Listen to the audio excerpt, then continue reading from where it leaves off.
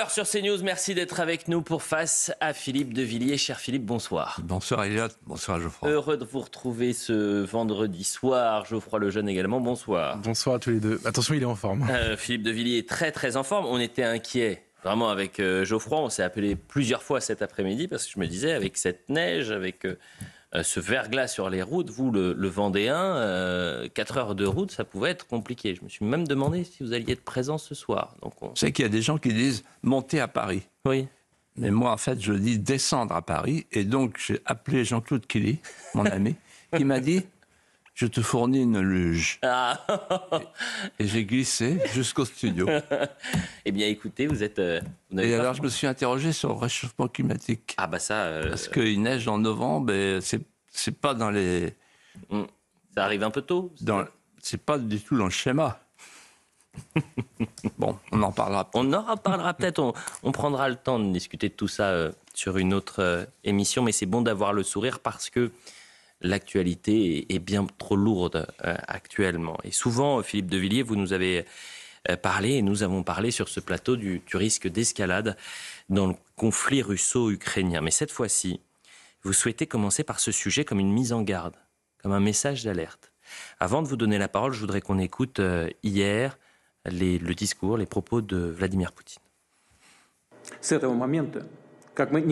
À partir de ce moment, comme nous l'avons souligné à plusieurs reprises, le conflit régional en Ukraine provoqué par l'Occident a pris les éléments d'un conflit à caractère mondial. Nous avons toujours été prêts et nous le sommes toujours à résoudre tous les problèmes par des moyens pacifiques. Mais nous sommes également prêts à faire face à toute évolution des événements. Si quelqu'un doute encore de nous, c'est inutile. Il y aura toujours une réponse. Geoffroy Lejeune. Alors Philippe, vous en avez souvent parlé, vous avez souvent dit d'ailleurs que le monde courait le risque d'une troisième guerre mondiale. Pourquoi est-ce que vous pensez cela ? Je regarde l'évolution des événements récents. On dirait que la machine s'emballe. Et je vais être très précis dans mes propos pour qu'il n'y ait pas d'ambiguïté. Mais en étant précis, il faut avoir conscience de la situation qui n'est pas sans rappeler une période dans notre histoire. Moi, j'étais tout petit, je m'en souviens. Les fusées de Cuba, les missiles de Cuba, où on a eu face à face Kennedy-Khrouchtchev, puis le téléphone rouge, et plusieurs jours du 17 octobre au 25 octobre, où nos professeurs nous disaient dans les classes peut-être qu'on va à la guerre mondiale. C'est-à-dire qu'en fait, dans des situations d'extrême tension, tout se joue sur une susceptibilité, sur une vanité, sur l'hubris. Et quand on connaît bien l'histoire de France et l'histoire de l'Europe et l'histoire du monde, 1870, 1914, 1940, on a eu l'hubris, on a eu la vanité, on a eu la susceptibilité, le petit caillou dans la chaussure. Et on a eu la guerre. Et donc quand j'écoute les politiciens français, je suis affolé par leur inculture historique, leur insouciance et leur légèreté. Alors examinons la situation. La première chose qui nous frappe, c'est que le front, la ligne de front se déplace. Les troupes ukrainiennes perdent en moyenne 30 km par jour. La population ukrainienne est épuisée, notamment à la suite de l'attaque massive des missiles russes sur les installations, sur les infrastructures électriques. Et troisièmement, il y a une asymétrie homme-matériel entre Kiev et Moscou qui grandit. J'en veux pour preuve que lorsqu'il y a eu l'attaque des missiles russes, le système d'interception ukrainien n'a pu intercepter que 40 missiles sur 200. C'est quelque chose que les spécialistes prennent en considération. Donc la ligne de front se déplace. Ensuite, deuxième élément, l'équilibre géostratégique se déplace aussi. L'élection de Donald Trump change la donne pour 2 raisons majeures. Et ça, c'est le 20 janvier prochain. La fourniture des armes à l'Ukraine va se tarir. On le sait puisqu'il l'a dit, et son entourage le dit. Ça ne peut pas être plus clair. Et deuxièmement, et ça va plus loin, en fait, l'OTAN va être désossée. L'OTAN va vivre ce que Macron avait appelé son état de mort cérébrale. Pourquoi ? Parce que Trump n'est pas du tout intéressé par l'OTAN. Trump regarde du côté du Pacifique. Et donc, l'Amérique ne sera plus une force de guerre, mais une force de paix, à partir du 20 janvier. C'est l'entre-deux qui est difficile, qui est délicat. Deuxième élément dans l'équilibre géostratégique qui se déplace, c'est l'Europe. En fait, l'Europe aujourd'hui est à bout de souffle, elle est groggy, elle est partagée, elle est dans la cacophonie. Il y a 2 partis, il y a le parti de la guerre, le parti de la paix. Et dans le parti de la paix, maintenant, il y a non seulement Orban, le président de l'Europe en exercice, le président hongrois, mais aussi il y a Scholz. Et c'est pas rien, puisque Scholz a pris l'initiative, sans en parler à la France, d'appeler Poutine, donc de rétablir le contact, parce que l'Allemagne veut la paix. Elle est déjà dans le processus de paix. Alors que Macron est, comme d'habitude, comme un joueur de poker, comme un joueur du Touquet, dans la provocation. En parlant de démarches escalatoires, voilà, dans des néologismes qui n'ont rien à faire avec la nécessité de calmer le jeu. Troisième élément, et c'est le plus important, et c'est celui qui est le plus inquiétant, c'est que par le jeu des garanties, par le jeu des alliances, le conflit est en train de changer de nature. D'abord, il y a l'arrivée des troupes coréennes du Nord, donc qui change le conflit de nature puisque la guerre devient mondiale. On n'est plus seulement dans l'international. La Corée du Sud, c'est pas tout près. Et donc, c'est un élément clé. Ensuite, le deuxième élément, c'est Biden. Et là, j'arrive au cœur du sujet. La décision de Biden d'autoriser les frappes à longue portée sur le territoire russe a une conséquence que très peu de gens ont vue. C'est que Biden, c'est l'OTAN. Nous aussi, on est l'OTAN. Et donc là, c'est l'OTAN qui frappe la Russie sur son territoire. Et donc, pourquoi je parle de changement de nature ? Parce que nous sommes maintenant dans la co-belligérance. C'est-à-dire que c'est plus une guerre entre l'Ukraine aidée par les uns et les autres, les Européens et les Américains, contre la Russie, c'est l'OTAN contre la Russie. Donc l'Amérique et l'Europe contre la Russie. Nous sommes co-belligérants. Et on ne nous a pas demandé, on n'a pas demandé aux Français leur avis. Nous sommes dans la guerre, ça y est.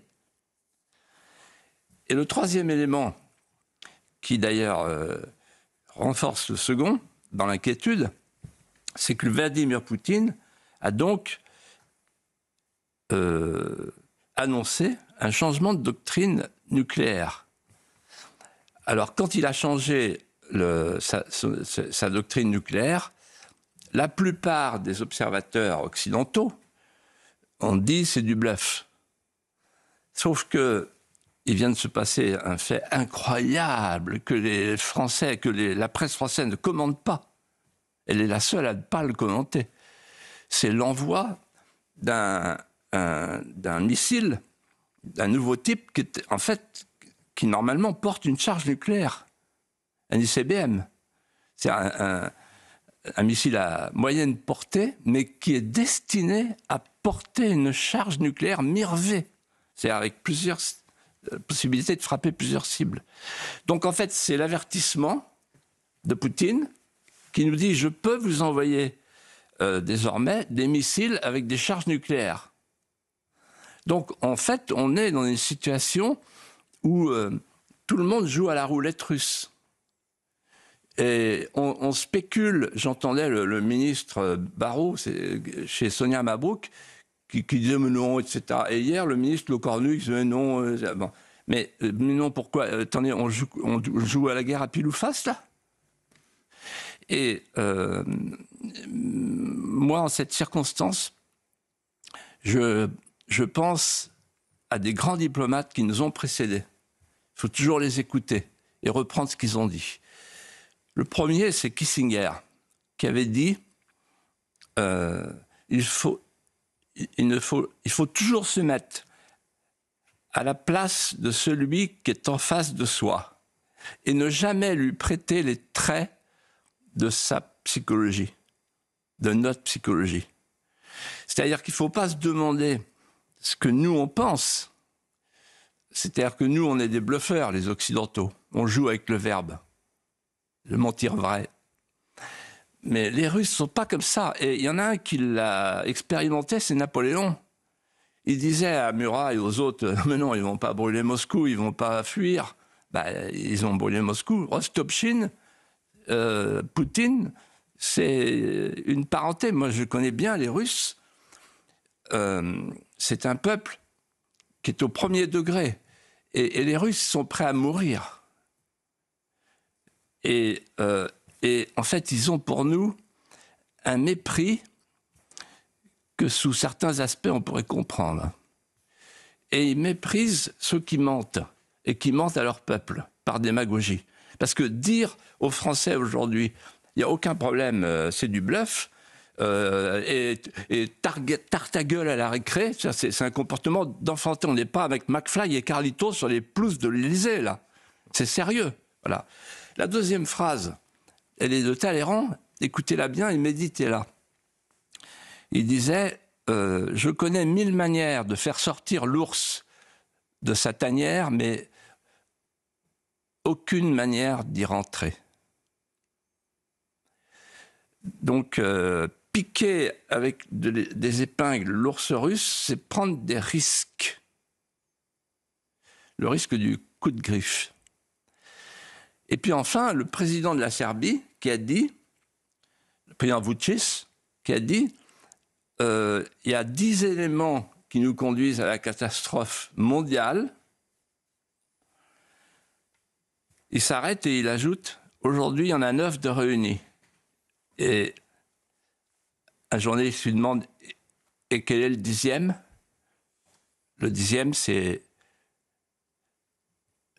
la bombe atomique. Voilà ce que vous pouviez nous dire sur les questions internationales et ce conflit en Ukraine. Et ce que dit M. Soutou, qui était un grand diplomate que j'avais connu avec Marie-France Garot et Philippe Séguin, Georges-Henri Soutou, il vient de faire un livre magnifique sur la rupture entre l'Ouest et l'Est, entre l'Occident et la Russie, très grave. Et il dit, nous sommes peut-être à la veille du 3e suicide de l'Europe. Juste avant de rentrer dans ce studio, et on change de sujet, Philippe de Villiers, vous m'avez glissé à l'oreille, le gouvernement va tomber. Alors quand vous m'avez dit ça, j'ai eu du mal à saisir tout de suite pourquoi vous étiez en train de me dire ça. Et puis je précise aux téléspectateurs, puisqu'on se dit tout dans cette émission, que vous étiez le premier à me dire à l'époque du gouvernement Attal, au moment de sa nomination à Matignon, que tout cela... le gouvernement Attal ne tiendrait pas 6 mois. Force est de constater que vous aviez raison.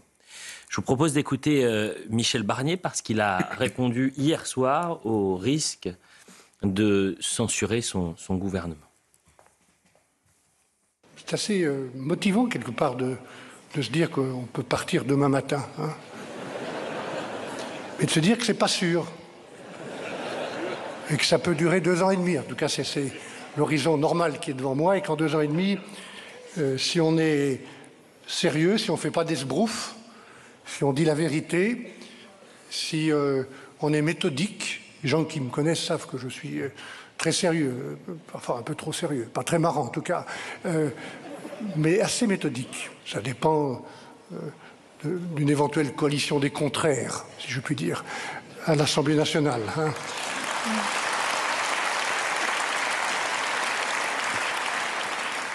Je ne sais pas si ça se produira, j'y suis prêt. Je sais que ce n'est pas ce que souhaitent les Français, qu'ils souhaitent aujourd'hui de la stabilité, de la sérénité. Geoffroy Lejeune. Alors pourquoi cette prédiction, Philippe, et pourquoi est-ce que le gouvernement de Michel Barnier tomberait-il cette fois-ci? Alors, il faut faire un raisonnement politique que je vais faire devant vous, puisque j'ai été trahi dans une confidence que j'ai faite à l'entrée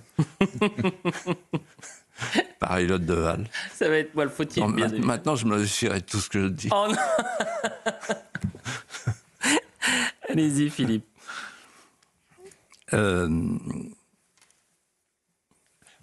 Le gouvernement, M. Barnier vient de le souligner avec l'humour savoyard, qui est le sien, un humour méthodique. Le gouvernement n'a pas de majorité au sens arithmétique. On va du plus simple au plus compliqué, d'accord? Pour l'instant, on suit. Pourquoi vous me regardez? Non, ça parce que Pourquoi vous me regardez? Vous approuvez en disant « Ok, c'est bon, on a compris. » Allez, accélérez. Alors, Ah non, accélère. bah, jamais. Bon, ok, alors, Prenez donc tout votre il n'a pas temps. de majorité. On a une heure. Donc, pour faire adopter son budget, il n'y a pas de majorité. Et donc, la seule solution quand on n'a pas de majorité, ça c'est convenu, il faut utiliser l'article 49.3, qui est un artifice qui permet de faire passer un projet sans qu'il y ait personne en face, sauf à ce qu'il y ait une motion de censure. Or, la motion de censure, elle est pas probable, elle est certaine. Elle va être déposée par la gauche. Ça, jusqu'ici, il n'y a rien de nouveau. Mais ce qui est nouveau, à mon avis, c'est que le Rassemblement national va déposer une motion de censure. Et que, entre toutes ces motions de censure, il y a une chance sérieuse que la motion de censure soit votée et que le gouvernement tombe. Alors, pourquoi ? Parce que le Rassemblement national n'est plus du tout dans la situation de septembre ou de l'automne. Pour 3 raisons. La première, c'est que ce budget mécontente les 2 France. La France des possédants, qui ressent avec douleur le silice de l'impôt courbé, et puis la France des dépossédés ressent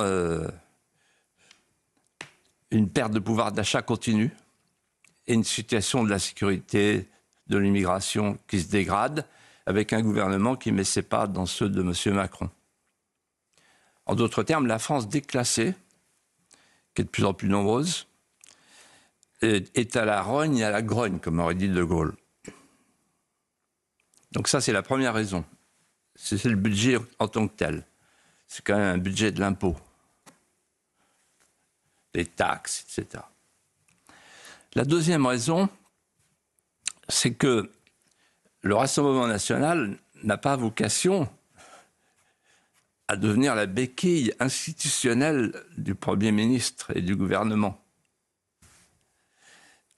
Parce que si le Rassemblement national laisse la gauche déposer une motion de censure, ça veut dire que petit à petit, c'est la gauche qui devient le cœur, le centre, le barycentre, comme on dit maintenant, de l'opposition nationale. Et à ce moment-là, le Rassemblement national deviendrait comme un parti sous la 4e République dont on disait « soutien sans participation ». Et le soutien sans participation, fera que les électeurs du Front National, fort mécontents, partiront ailleurs. Et puis il y a une troisième raison que personne ne dit. C'est le message de la justice. Pourquoi ? Quand on a été au gouvernement, on sait comment les choses se passent. Il y a la magistrature debout, la magistrature assise. La magistrature debout, elle obéit au pouvoir. Et d'année en année, on a pris des mesures pour couper le cordon. Mais il n'est pas coupé. Soyons concrets. Il y a eu des réquisitions d'un procureur qui, en fait, conclut à la peine de mort de Marine Le Pen, avec l'inéligibilité et surtout l'exécution provisoire, qui annule l'appel. C'est-à-dire qu'elle ne peut plus se présenter à l'élection présidentielle, si jamais le jugement confirme les réquisitions. Or, je peux vous dire avec beaucoup d'assurance, mais c'est vous êtes là pour enquêter, moi je suis là pour affirmer, pour alléguer, que ça ne s'est pas fait tout seul. Et que M. Migaud, lorsqu'il est venu sur le plateau de Sonia Mabrouk un matin avec un grand sourire en disant « Je ne peux pas commenter, je ne peux pas, je ne suis pas au courant, je ne sais rien. Moi je suis le garde des Sceaux, mais c'est les juges. » Moi, ça m'a mis la puce à l'oreille et j'ai fait ma petite enquête. Et en fait, ils savaient tous ce que seraient les réquisitions. Macron savait, Barnier savait, Migaud savait, tous ils savaient. Et alors, s'ils savaient, c'est qu'ils n'ont rien fait pour empêcher ça. Et donc, moi, je serais à la place d'un chef de parti avec 11 millions d'électeurs derrière moi et 140 députés, le dos au mur pour être fusillé, je dirais, bon, bah, très bien, puisqu'on m'inflige la peine de mort, vous voulez l'exécution provisoire ? Moi, je vous la fais, l'exécution provisoire. Et le dernier point, ma conclusion, c'est qu'en fait, en septembre, il y avait un gouvernement Barnier qui semblait prendre son autonomie. On se disait, ah, Barnier, c'est pas Macron. Et d'ailleurs, il disait, lui, c'est lui, moi, c'est moi, comme dit l'autre. Vous vous souvenez, Fabius Mitterrand. Mais là, maintenant, c'est fini. Ils sont alignés sur tout. Ils sont alignés sur l'Ukraine, ils sont alignés sur l'Europe, ils sont alignés... Voilà. Et ils sont alignés sur toutes les questions. Ils sont alignés, regardez l'euthanasie qui va revenir, etc. Donc, quelle est la différence entre Macron et Barnier ? Si, il y en a une, c'est le ministre de l'Intérieur, qui sort son épingle du jeu parce que lui, il fait du terrain et il dit ce qu'il faudrait faire. Il dit ce qu'il faudrait faire. Ce qu'il n'a pas le temps de faire, mais il dit ce qu'il faudrait faire. Parce qu'il a une colonne vertébrale. Mais pour le reste, c'est de la glu. Voilà. Donc, à mon avis, vous pourrez me faire le reproche en fin d'année si je me suis trompé. Ah bah on va enquêter, oui. Et c'est le principe, le principe de se mouiller. Non mais parce que ce que vous dites quand même, c'est les informations que vous dites avoir, nous ne les avons pas. Donc effectivement, c'est votre parole. Et... En d'autres termes, non mais l'information, c'est que le parquet est indépendant quant à des prescriptions écrites. Mmh. Il ne peut pas donner d'instructions écrites. Mmh. Il ne peut pas non plus donner d'instructions orales. Mais les magistrats du parquet, dans leur promotion, dépendent du Conseil supérieur de la magistrature, qui lui est présidé par le président de la République. Et c'est très bien Boualem-Sansal, vous en parlez d'ailleurs, Philippe de Villiers, dans Mémoricide. C'est une situation qui inquiète, puisque plusieurs proches de Boualem-Sansal sont sans nouvelles de l'auteur franco-algérien. Un silence depuis son départ en direction d'Alger samedi dernier. Il se pourrait qu'il ait été arrêté à son arrivée à l'aéroport d'Alger. Et vous qui le connaissez très bien, vous parlez de lui, je le disais dans Mémoricide. Philippe de Villiers, qui est à vos yeux Boualem-Sansal ? C'est un grand écrivain français, francophone, et maintenant français. C'est un combattant hors pair. C'est un visionnaire. une sorte de Solzhenitsyn de notre temps par rapport à l'islamisme. Alors, je suis prudent dans ce que je vais dire parce que Alger nous regarde, forcément, et qu'un ami est entre leurs mains. La dernière fois que j'ai eu Boualem, c'était au moment du Vendée Globe. Il m'a envoyé un petit message affectueux. Et quelques jours avant, il m'a envoyé un message pour dire qu'il avait le Covid. En fait, j'ai eu un vrai coup de foudre pour Boualem Sansal. Je l'ai connu au cercle algérianiste, présidé par Madame Simon Niquez, une femme exceptionnelle. Et on est devenus des amis avec l'ambassadeur Xavier Driancourt et toute une équipe. Et l'équipe est dans l'inquiétude, et on passe notre temps à s'appeler mutuellement. On ne sait pas du tout ce qu'est la situation. Et personne ne nous informe. On ne sait pas ce qu'est devenu Boualem. Xavier Driancourt, l'ambassadeur, me disait tout à l'heure qu'il a dîné, il a été le dernier à le voir en France. Il a dîné samedi soir, et puis Boualem est parti. Alors, pour répondre à votre question, quand je dis c'est un grand écrivain, c'est quand même Grand Prix de l'Académie française, Grand Prix du roman de l'Académie française avec 2084. Et c'est un écrivain qui a donné, comme disait Tahar Belgeloun, l'hospitalité à la langue française.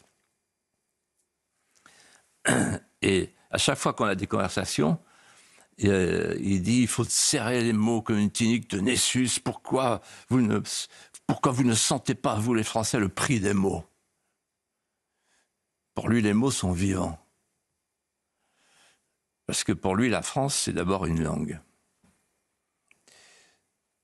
Et c'est presque un exilé de la langue française qui combat l'arabisation de l'Algérie. Et alors c'est un combattant. Il combat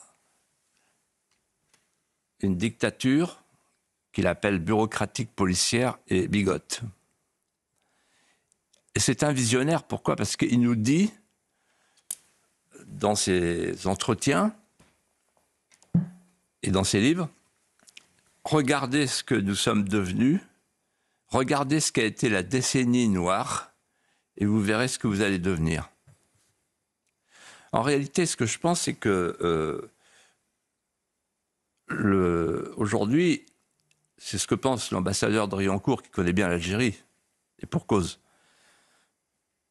Il est pris en otage de la relation franco-algérienne, qui est une relation très dégradée. Depuis le 30 juillet, la lettre du président de la République au roi du Maroc, le voyage au Maroc, et puis ensuite le prix Goncourt, qui semble-t-il a pesé, qui a mis le président Tebboune dans un état second.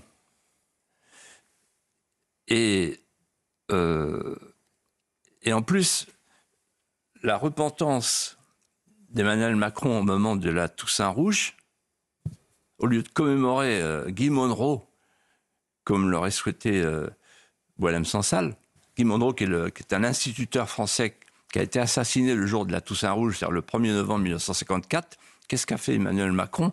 Il a donné des gages, une fois de plus, de la politique mémorielle. Il a affirmé la responsabilité de la France pour la mort de l'Arbi Ben Midi, et il a fait déposer mardi dernier une gerbe au Carré des Martyrs par l'ambassadeur de France pour un des fondateurs du FLN. Donc, en fait, moi, ce que je dis au président de la République, c'est pas la peine de faire des risettes à l'Algérie et à son président. Soyez ferme. Et maintenant, il vous reste une chose à faire, c'est récupérer notre grand écrivain, notre Solzhenitsyn de l'islamisme. Parce que Boualem Sansal, vous Vous savez, il y a une phrase au Puy du Fou qu'on connaît bien. Le courage s'accomplissait en lui comme la marche ou la respiration.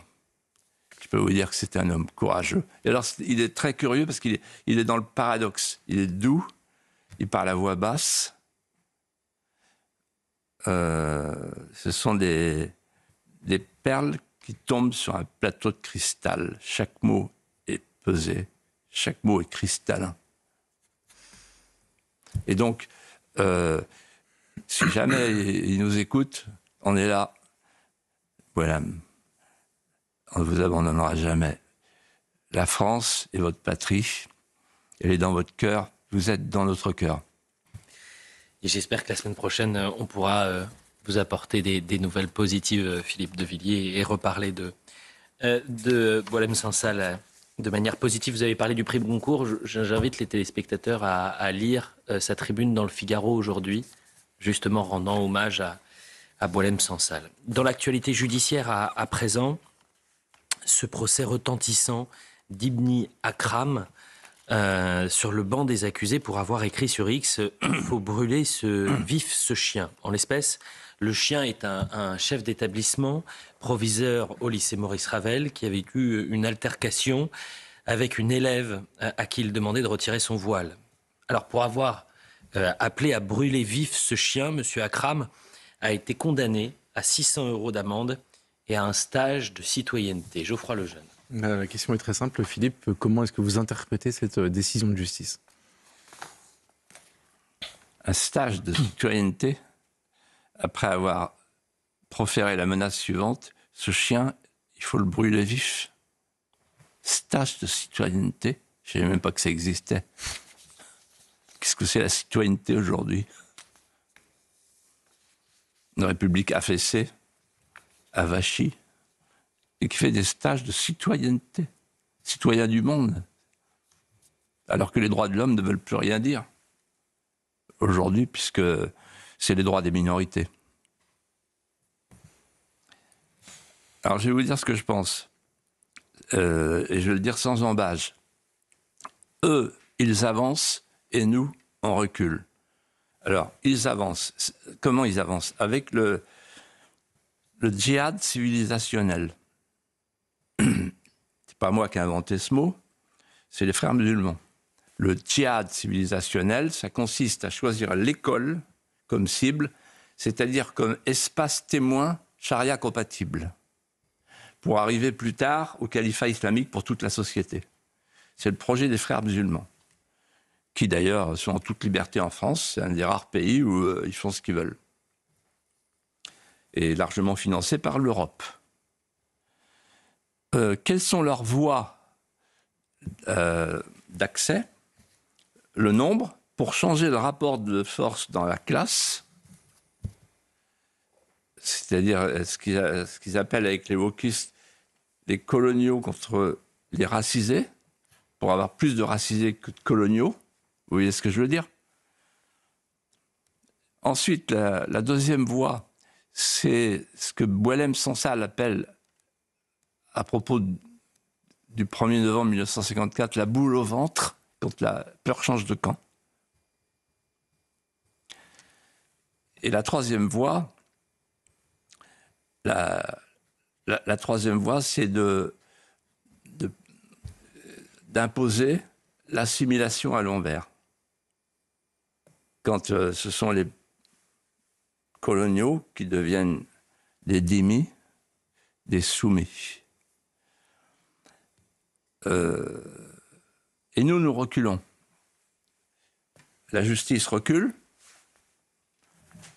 on vient de le voir. Le professeur, quand il entre dans sa classe, est un demi-prof.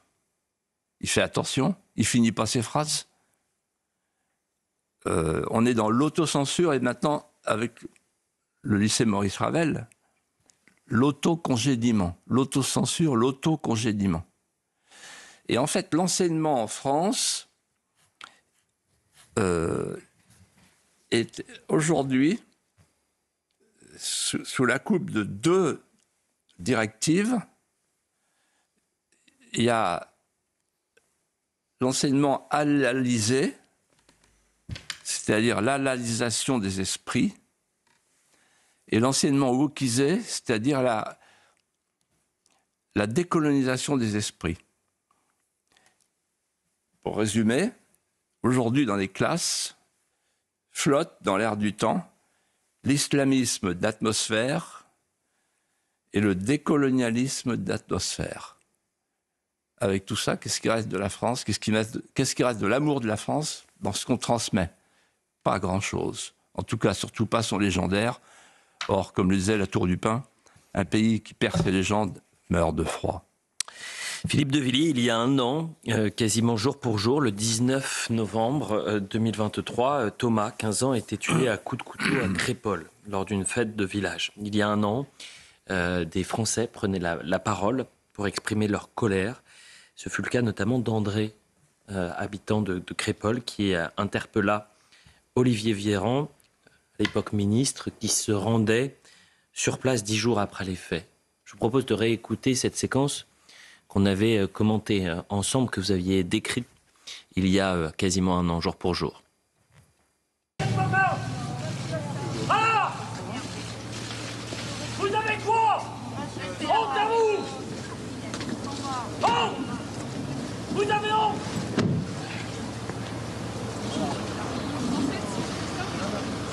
Vous avez pas honte?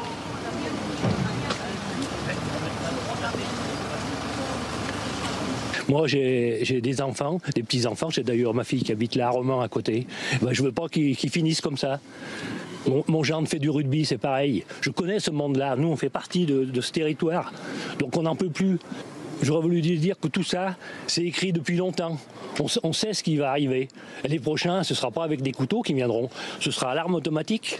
Hein, ce ne sera pas comme ça. Le verdict du procès, on le sait déjà. On le connaît déjà. Qu'est-ce que ça va faire? Il aura quoi, l'assassin de Thomas? Hein, vous le savez comme moi. Il aura 8 ans et puis le procès aura lieu dans 3 ans. Ce sera déjà apaisé. On aura oublié Thomas, comme d'habitude. Et puis c'est tout. Il aura 8 ans et puis il sortira au bout de 4 ans. Geoffroy Lejeune. Quand on vous a interrogé pour la première fois avec Elliot ici sur ce plateau à propos de la sortie de Mémoricide, vous nous avez dit que le drame de Crépol, l'assassinat de Thomas, était l'acte fondateur de l'écriture de ce livre. Pourquoi? En fait, il y avait une étincelle qui était la cérémonie des Jeux, qui m'a mis en pétard. Et la cause, à ne pas confondre avec l'étincelle, c'est Crépol, qui a mis le feu à ma plume. Et je vais vous dire pourquoi. D'abord parce que, à travers André et le grand-père, qu'on a entendu par ailleurs, Crépol, c'est ma France. C'est une France qui ressemble à la mienne, la France de mon enfance. C'est 500 habitants. Je suis né dans une petite commune qui s'appelle Boulogne, 500 habitants, même paysage, même voisinage, la même exubérance, la campagne, où mon enfance s'est écoulée au fil des petits ruisseaux à Cresson qui chantaient entre les ors des mimosas. Crépol, Boulogne, même combat. J'étais capitaine de l'équipe de foot. Il y avait la fête du foot tous les ans. Et donc, je me suis identifié à Thomas. La fête du rugby. Il était capitaine. Et puis, la vie était un opéra, la vie était une liturgie, la vie était une fête. Nous vivions corsetés par les sagesses anciennes. Le grand-père de Crépol m'a rappelé mon voisin qui, un jour, m'a pris au bord du champ et il m'a dit « Mon petit, je vais t'expliquer ce que c'est qu'être paysan ». Et je pense en ce moment, en disant ça, à tous les paysans qui sont sur les routes, dans le froid, avec les tracteurs, désespérés. Il m'a dit, tiens, regarde, il prend une petite poignée de terre, il la laisse glisser, il l'embrasse, il dit, toi, mon petit gars, tu es de terre. Elle est moins rentable que celle du voisin. Elle est moins offrante. Mais c'est ma terre depuis 1000 ans. C'est ça, Crépol. C'est ça, Boulogne. C'est ça, la France. Que Métropolia ignore, en regardant avec mépris Périphéria. Et c'est pas simplement ma France. Cette France-là, elle est morte. Elle a été poignardée au couteau. Et il s'est passé 2 choses dans la même soirée, qui sont 2 tournants que CNews peut s'honorer d'avoir vus en premier. Le premier tournant, c'est que c'est la délinquance de conquête territoriale, c'est-à-dire une expédition punitive. Qu'est-ce que ça veut dire, la délinquance de conquête territoriale? Ça veut dire que les hordes se déplacent, que la tache de sang se répand, s'étend. Il y a eu les quartiers perdus, maintenant il y a les campagnes perdues. Et pour reprendre l'expression de Jérôme Fourquet, l'archipel, la France est devenue un archipel, les îles pacifiques sont maintenant envahies par les îles guerrières. Donc il n'y a plus de coin tranquille. C'est le premier point. Délinquance de conquête. Et le deuxième élément, c'est on va planter du blanc. 10 personnes l'ont entendu. La justice ne l'a pas entendu. On va planter du blanc, ça veut dire qu'une fois pour toutes, maintenant, on sait qu'il y a un racisme anti-blanc. Depuis Crépol. Et qu'est-ce qui s'est passé depuis? J'ai été en contact cette semaine avec Damien Rieu, qui est un lanceur d'alerte tout à fait remarquable, toujours au fait et en avance. Et il m'a fait passer une chose extravagante. D'abord, il m'a dit, voilà, qui a été condamné depuis Crépol? Qui? Les gens condamnés, c'est les gens qui ont collé des affiches pour Thomas, condamnés, en disant non à la barbarie. Vous pouvez retrouver les affiches. Ensuite, ont été condamnés les gens qui ont divulgué les noms des suspects, condamnés par le tribunal correctionnel de Paris, des jeunes gens. Et enfin, ceux qui ont été condamnés, c'est ceux qui ont manifesté à Romans, au quartier de la Monnaie. Quelques jours après, on a appelé ça l'ultra-droite. Et c'est là que le ministre de l'Intérieur a eu ce mot célèbre.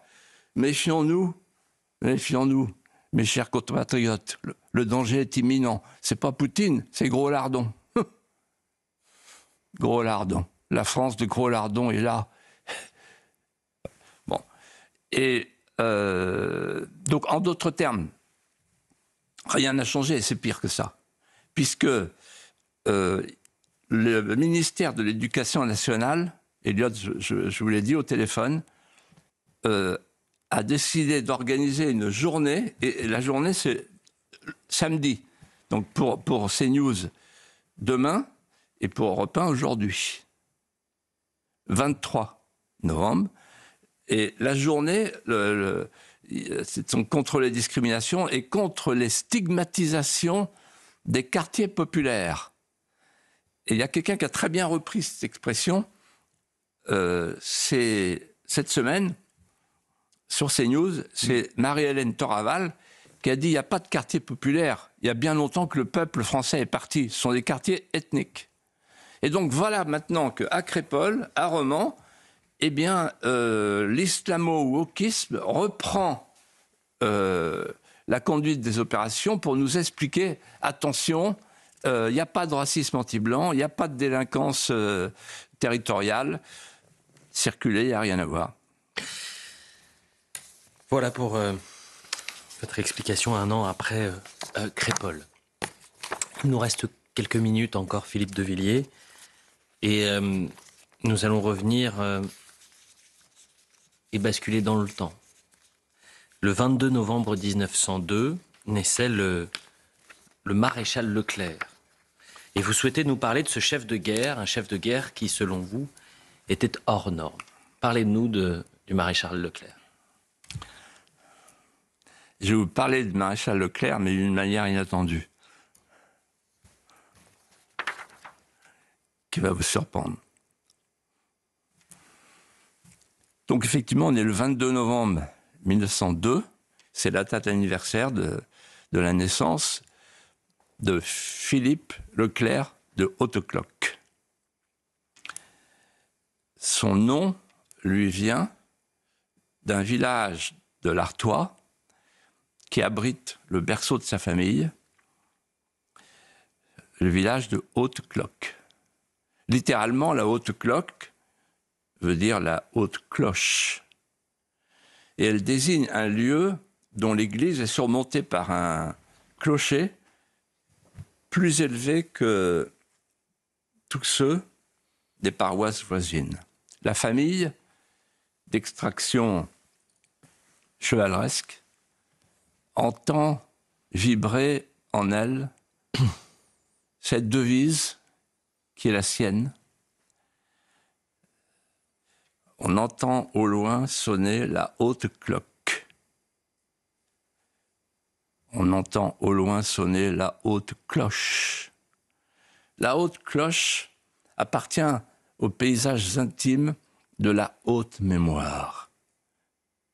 Celle-là même qui sonne le glas de nos jeunesses. À l'horizon de nos insignifiances mondaines, elle authentifie ce qui reste de l'oreille enfantine, l'unité des vivants et des morts. Et elle dépose dans la nappe profonde de la conscience les sonorités natales. Et je vous parle là de mon enfance. Quand j'étais petit, j'étais réveillé chaque matin par 3 mélodies qui venaient jusqu'à mes persiennes. Le chant du coq, d'abord, puis l'enclume de la forge, puis la cloche de l'Angélus. C'était une symphonie française. Quand le maréchal Leclerc est entré dans Paris, ce fut la libération. Et à partir de cet instant, alors que les Parisiens crient victoire, lui va chercher en lui, au fond de lui-même, les sonorités natales, sa devise, son nom, et il donne l'ordre suivant. Qu'on fasse sonner au loin la haute cloque. Voilà le luxe d'un chevalier d'extraction chevaleresque. C'est son premier mot. Et alors, on fait sonner la haute cloque, la plus haute cloche de France, et qui est aussi la plus ancienne.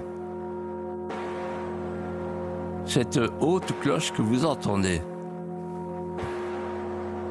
c'est le bourdon Emmanuel. Le bourdon Emmanuel, il a tout vu, tout entendu, tout annoncé. Cette tonalité grave, elle est là depuis des siècles et des siècles. Et là, en l'écoutant, je me dis, mais si cette mémoire de bronze pouvait parler. Parce que dans chaque balancement, dans chaque battement, il y a une grande circonstance. Tenez, Eliot, je crois. Écoutons le bourdon, imaginons. Regardez. Là, sous le porche, entre, en cet instant, la couronne d'épines portée sur un coussin écarlate par un roi pieds nus. Saint-Louis. Et puis un peu plus tard, un peu plus loin, entre dans la cathédrale Notre-Dame de Paris, annoncée par le bourdon, Charles VII, suivi par Jeanne d'Arc avec son étendard, le Tédéum sous les voûtes qui éclate. Et un autre Tédéum un peu plus tard, c'est le vœu de Louis XIII. Et puis, un peu plus tard, un requiem pour les funérailles solennelles de Turenne. Là encore, sous le porche, le bourdon annonce plus tard, plus près de chez nous, nos arrière-grands-pères, nos grands-pères, la victoire de 1918, et plus près de nous, nos pères, nos grands-pères, le bourdon annonce l'arrivée du général de Gaulle et du général Leclerc, tous les deux côte à côte dans la cathédrale. C'est la victoire. 26 août 1944. En fait, ce bourdon, il a survécu à tout, et même à la Révolution française. Ils n'ont pas osé le fondre. Ils ont fondu toutes les cloches, mais pas le bourdon. Le bourdon, il rythme depuis toujours la vie de notre pays. Il rythme nos vies. Parce qu'il va chercher en nous les sonorités natales et nous les ramener. En fait, les battements de cloche sont des battements de cœur. Quand le glas sonne, la vie s'en va. Tout est triste. Quand sonnent les cloches du baptême, la vie est pérenne, à nouveau. Tout est sauf. Merci Philippe de Villiers. On se retrouve la semaine prochaine, évidemment. On pourrait garder le bourdon même la semaine prochaine et terminer l'émission à chaque fois avec le bourdon. Merci à vous. Merci Geoffroy Lejeune. Merci à vous deux. Dans un instant, c'est l'heure des pros 2. Vous savez qu'on est de plus en plus nombreux à nous regarder, les téléspectateurs qu'il faut remercier. Et j'avais un objectif, c'était de souhaiter un joyeux anniversaire à Gisèle, qui habite à Rambouillet et qui vient d'avoir 100 ans, Philippe de Villiers, et qui vous regarde tous les vendredis soirs. Donc on salue et remercie Gisèle. Alors, je peux... Ah bah oui, évidemment. Parce que j'ai raté il y a très peu de jours l'anniversaire de Alexandre, mon petit-fils. Oh Oui. Oui. Oh. Et quand je suis rentré chez moi, le samedi, il était là, et il m'a dit, tu devais me souhaiter mon anniversaire, tu ne l'as pas fait. Il a 4 ans. Et vous savez ce qu'il m'a dit? Allez-y. Je l'ai pris dans mes bras, et à l'oreille, il m'a dit, grand-papa, dis-moi, comment tu fais pour aller à la télé? Il montre l'écran chez moi, et je lui dis, pourquoi? Quel est le problème? Il dit, dis-moi le passage secret. Eh ben, on souhaite un joyeux anniversaire à Alexandre, qui est un magnifique prénom. Vous savez que je suis né Alexandre, et que 3 jours plus tard, mes parents ont changé, ils ont décidé de m'appeler Elliot. J'ai eu 2 prénoms. Oui, parce que Alexandre, c'était un empire pour vous. C'était CNews. Allez, à la semaine prochaine. Merci à tous les deux.